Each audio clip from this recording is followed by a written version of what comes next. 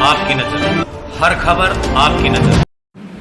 संत शिरोमणि गुरु रविदास योग आश्रम सैनपुर। उपासक उपासिकाओं मातृ शक्ति और हमारे संतों गुरुओं का हार्दिक स्वागत, शुभेच्छा और मंगल कामना के साथ बहुत बहुत त्रिपावन बुद्ध पूर्णिमा की आपको बधाई, मंगल कामना, शुभेच्छा।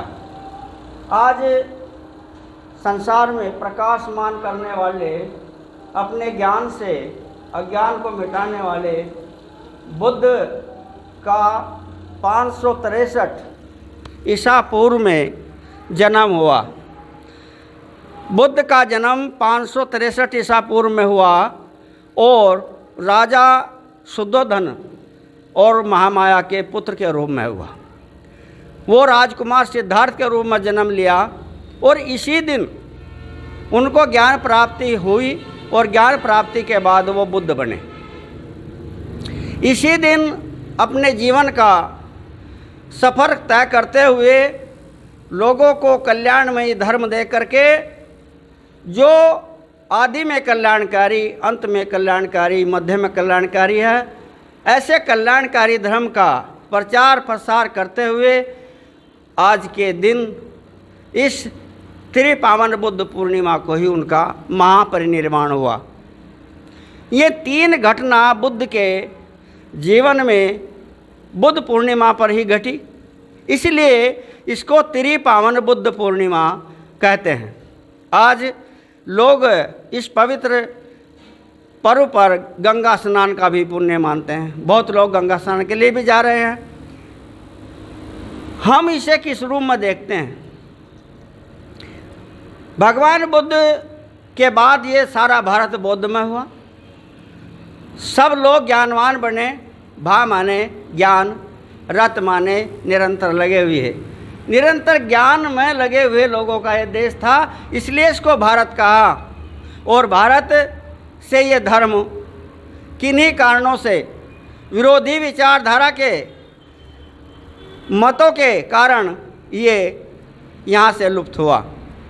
कुछ बौद्ध धर्म के अपनी कमियां भी रही थी, जिनके कारण भारत से बुद्ध धर्म को समाप्त होना पड़ा। तो उसके बाद जब संतों का उदय हुआ, तो संतों का उदय जब हुआ जब भंतों का कत्ल हुआ।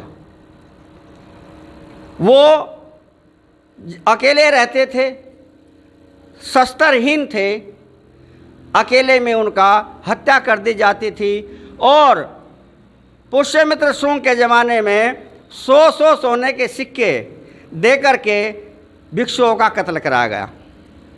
जब ये बुद्ध का पवित्र ज्ञान, जो मानव को सुख के रास्ते पर ले जा सकता है, भंतों के द्वारा यहाँ पर कार्य बंद हुआ, नहीं रहे, तो संतों का उदय हुआ। और उस विचारधारा को, उस धर्म को गुरु रविदास जी ने, संत शिरोमणि गुरु रविदास जी और संत कबीर के जैसे संतों ने इस पवित्र कार्य को आगे किया। और उन्होंने जो भगवान बुद्ध का धम्म की आधारशिला थी, वो थी पंचशील। पंचशील मतलब 5 आचरण, जो भगवान बुद्ध ने पाली में कहे थे और गुरु रविदास जी ने अपने समय की भाषा में कहे, आम बोलचाल की भाषा में। भगवान बुद्ध ने पहला आचरण बताया, मैं किसी प्राणी की हत्या नहीं करूँगा। प्राणी हिंसा का भगवान बुद्ध ने पहला सील दिया, जिसको गुरु रविदास जी ने भी अपने भक्तों अनुयायियों को दिया। जीव हत्या करना पाप है। जो आदमी जीव की हत्या करता है, उसका पाप नहीं उतरता। जीव हत्या न कीजिए, गुरु रविदास जी कह रहे हैं कि जीव हत्या न कीजिए, जीव आप समान, और जीव हत्या का पाप न छूट सकई, चाहे कोटि करो गौदान। फिर दान करने से कुछ नहीं होगा। तो भगवान बुद्ध ने भी कहा कि मैं प्राणी हिंसा से विरत रहूँगा, तो गुरु रविदास जी ने भी कहा, वही बात कही। उसके बाद जब गुरु रविदास जी हमारे बीच में नहीं रहे, तो एक ऐसी शक्ति डॉक्टर बाबा साहब अम्बेडकर, उन्होंने देखा कि बुद्ध की बात नहीं मानी मेरे समाज ने, गुरु रविदास कबीर की बात नहीं मानी, तो उन्होंने उस सील को इंडियन पिनल कोड संविधान के अंदर दंड संहिता में दर्ज कर दिया।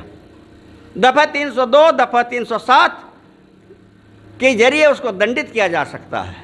तो वो इसके मानव समाज के, संसार के 3 उद्धारक मुख्य हैं, बुद्ध, रविदास और बाबा साहब अम्बेडकर। तीनों की बात एक, तीनों का विचार एक। उन्होंने स्वेच्छा से कहा बुद्ध ने, तो गुरु रविदास जी ने थोड़ा समझा करके, दबाव बना कर कहा। जो बच्चा बात नहीं मानता आसानी से, उसको जोर देकर कहा जाता है। इसलिए गुरु रविदास जी ने उन पंचशील पर जोर दिया। दूसरा सील था अदिन्न दाना वीरमणि सिक्खापदं समादयामि, ये बुद्ध ने कहा। रविदास जी क्या कह रहे हैं? नेक कमाई जो करे कभी न निश्चल जाए। श्रम साधना और नेक कमाई से ही हमारा जीवन सफल होगा। तो उधर बाबा साहब अम्बेडकर ने चोरी करने वाले पर अलग से धारा इंडियन पिनल कोड के अंदर दर्ज कर दी। पंचशील हमारा मुख्य धर्म का आधार है, बुद्ध से लेकर के बाबा साहब अम्बेडकर तक। तीसरा सील, 5 सील में तीसरा सील है कामेषु मिथ्याचारा वैरमणि सिक्खापदं समादयामि। मैं पराई स्त्री को माँ बहन बेटी के समान समझूंगा, ऐसा सील है। यही संयम का उपदेश गुरु रविदास जी ने दिया। जब दोनों की बात पर अमल नहीं किया तो बाबा साहब अम्बेडकर ने धारा 376 में दंडित करने का प्राविधान लिख दिया। तो ये जीवन सुंदर बनाने के लिए धर्म क्या है? जीवन को सरल और सुंदर बनाने का एक रास्ता है, जिसे हम धम्म कहते हैं, धर्म कहते हैं। और ये प्रैक्टिकल से होता है। हमने कोई दवाई लेकर घर में रख ली, खाई नहीं है, तो मरीज ठीक नहीं होता। ठीक कब होता है? डॉक्टर ने दवाई दी, हमने उसे नियम पूर्वक सेवन किया तो निरोग हो जाएंगे, रोग कट जाएगा। रोग जब ही कटेगा जब हम सीलों का पालन करेंगे। बहुत सारे लोग बौद्ध धार्मिक दीक्षा लेकर आचार्य बने फिरते हैं, भिक्षु भी बने फिर हैं। अगर सील का पालन नहीं कर रहे तो वो ऐसा ही है जैसे अलमारी में रखी हुई दवाई, उसका सेवन करे बिना ना उपासक, ना आचार्य, ना भिक्षु, कोई भी साधु संत लाभ नहीं ले सकता। लाभ वही लेगा जो सीलों का पालन करेगा। चौथा सील था मुसावादा वैरमणि सिक्खापदं समादयामि। ये मुंह से ही आदमी, मुंह से ही जो है कड़वा हो जाता है, मुंह से मीठा होता है। कोयल किसका, कागा किसका धन है और कोयल किसको दे, इस जीवा के कारण ही जग अपना कर ले। जब कोयल बोल रहे तो कान में मिश्री से घोल दे और सब लोग चलते हुए रुक कर सुनते हैं। जब कौवा बोलता है तो उसे कहते हैं कि चले जा ढेढ़, क्यों कान फोड़ रहा। भाषा में हमारी मधुरता होनी चाहिए, सच्चाई होनी चाहिए। इसी को भगवान बुद्ध ने भी, गुरु रविदास जी ने भी शील में समाहित किया। और झूठ बोलने पर, झूठी गवाही देने पर, इसकी भी धारा बाबा साहब अम्बेडकर ने उसमें लगाई है संविधान के अंदर। बिना शील के समाज का, देश का भला हो ही नहीं सकता।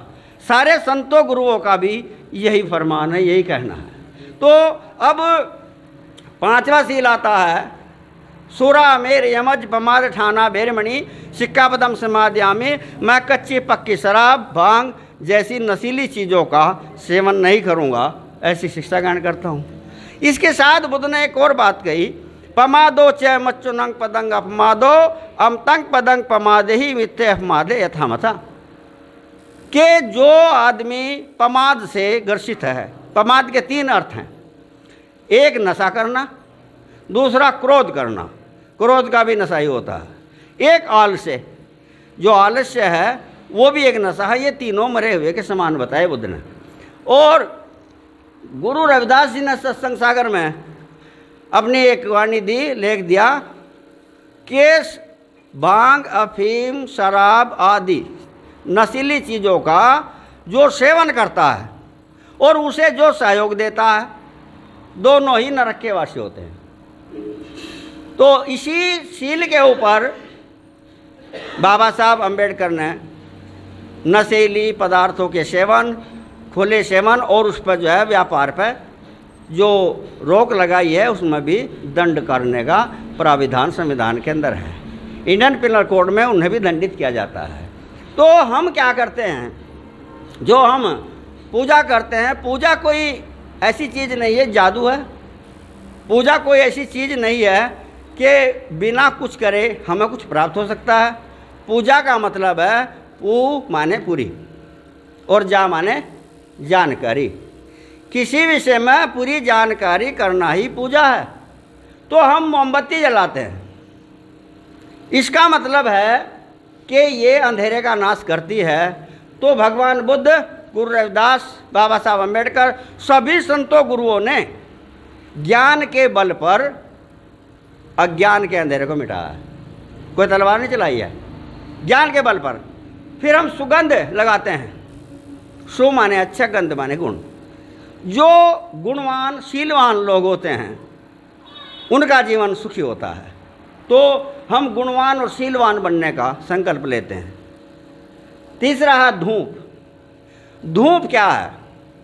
धूप है सम्मानित व्यक्ति, कीर्तिमान। हम ऐसे कार्य करें जिससे कि लोग बाग हमारा आदर करें। गुरु रविदास जी ने कोई तलवार चलाई, भगवान बुद्ध ने कोई तलवार चलाई, सारा संसार उनके पैरों में झुकता है, पैरों में गिरता है। तो इसलिए कीर्तिमान स्थापित करने के लिए हमें श्रेष्ठ कर्म करने होंगे। इसके बाद आता है ये फूल। इन फूलों के द्वारा पूजा करते हैं। फूल क्या है? फूल करुणा और प्रेम का प्रतीक है। जितने भी हमारे महापुरुष संत सिद्ध हुए, बुद्ध हुए, उन सब ने करुणा और प्रेम के बल पर लोगों का प्यार जीता, उनका जीवन सुधारा, नरक से निकालकर उन्हें दुखों से मुक्ति दिलाई। ये पुष्प पूजा करुणा और मैत्री का प्रतीक है। जब हम किसी से प्यार करते हैं तो उसे फूल देते हैं, उसको तलवार बंदूक नहीं देते। इसलिए हम इनको प्रेम करते हैं तो हम इनके सामने फूल रखते हैं और जीवन में करुणा और प्रेम को धारण करने का संकल्प लेते हैं। यह है हमारी पूजा। पूजा कोई ऐसा नहीं है कि घंटा बजा दे तो इससे कुछ चमत्कार हो जाएगा, नहीं। हम कुछ सीखते हैं, ज्ञानवान बनने की, गुणवान बनने की, अच्छे महान बनने की।